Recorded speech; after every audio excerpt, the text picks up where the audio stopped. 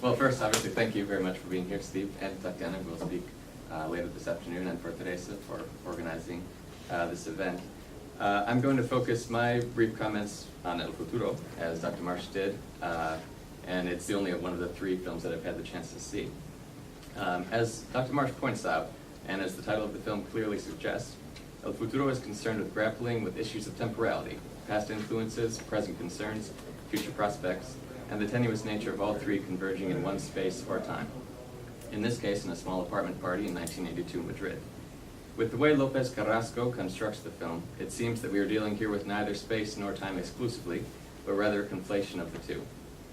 After the audio prologue, the first scene introduces what is arguably the film's protagonist and its main representative of this space-time. As Michela just suggested, this protagonist is the apartment itself. It is within this space-time that the action, or inaction as it were, almost entirely unfolds, and it is perhaps not the characters themselves that provide the most telling exchanges, but rather the apartment's stereo speakers, which offer us meaningful dialogue, the soundscape of the politically charged punk and techno-pop of movida madrileña music that muffles the mostly inconsequential conversations of the partygoers.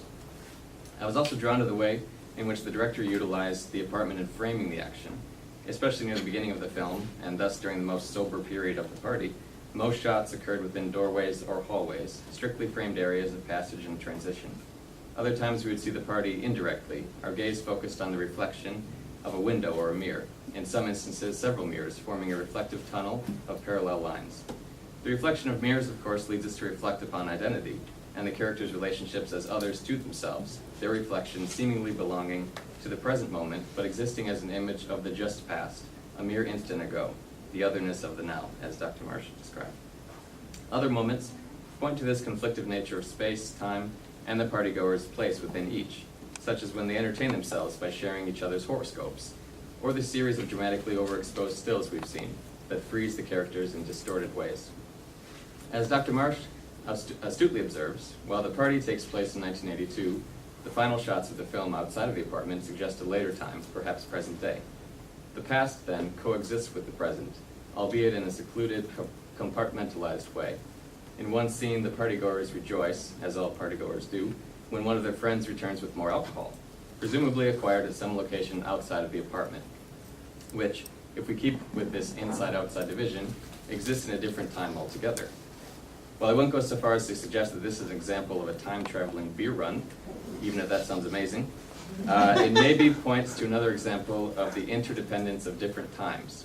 How, while as Marsh suggests, the present feeds upon the past as parasite, the past is also somehow sustained by the future, in this case through the provision of actual sustenance in the form of alcohol.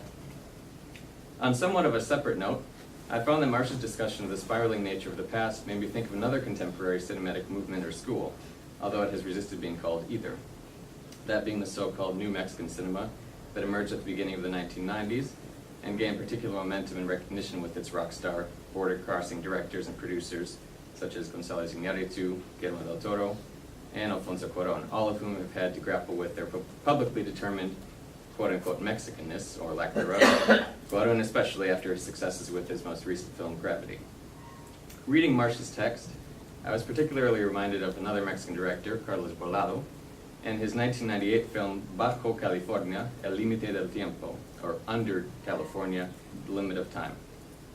In it, a Mexican-American man in his 40s, living in San Diego, goes on a wandering journey of self-discovery through northern Mexico in order to help rid himself of the trauma-induced guilt of an incident days before, when he struck a woman with his car, a woman we are led to believe is a Mexican immigrant.